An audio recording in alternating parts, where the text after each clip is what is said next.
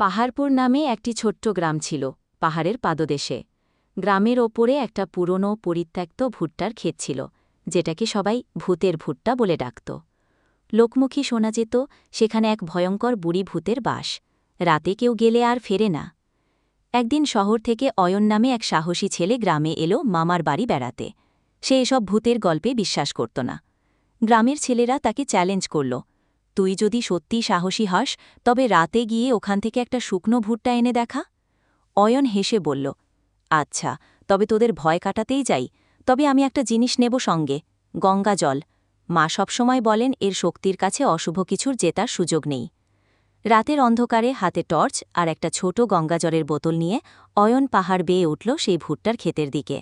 চারদিক নিশুথি, কেবল ঝিঝির ডাক। হঠাৎ এক ঠান্ডা হাওয়া বইল, আর ভুট্টা গাছগুলোর মাঝ থেকে বেরিয়ে এলো এক হাড় জিরজিরে বুড়ি, চোখ জলজল করছে। ভুট্টা কাপা গলায় বলল, কে এলি আমার ক্ষেতের মধ্যে? অয়ন ভয় পেল, পিছু হটল না। সে গঙ্গাজলের বোতল ভরে বলল, তুই যদি সত্যি অভিশপ্ত আত্মা হস তবে এই গঙ্গাজলের ক্ষমতা তোকে থামাবে। সেই গঙ্গাজল ছিটাতে না ছিটাতেই ভুট্টা চিৎকার করে উঠল, বাঁচাও, মুক্তি দাও। আমি খারাপ ছিলাম না, আমাকে অন্যায়ভাবে মারা হয়েছিল। আমি শুধু প্রতিশোধ চাইছিলাম। গঙ্গাজলের ছোঁয়ায় তার রূপ বদলে যেতে লাগল। এক দুঃখী বৃদ্ধা রমণীর অবয়ব ফুটে উঠল। সে কাঁদতে কাঁদতে বলল, তুই আমার মুক্তি এনে দিয়েছিস, ধন্যবাদ বাছা। এখন আমি শান্তি পাব। এক ঝলক আলোয় সে মিলিয়ে গেল বাতাসে।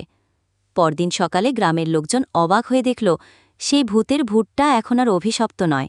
ক্ষেতটায় সকালবেলা সূর্যের আলো পড়েছে, আর অয়ন একটা শুকনো ভুট্টা হাতে নিয়ে দাঁড়িয়ে আছে, বিজয়ীর মতো।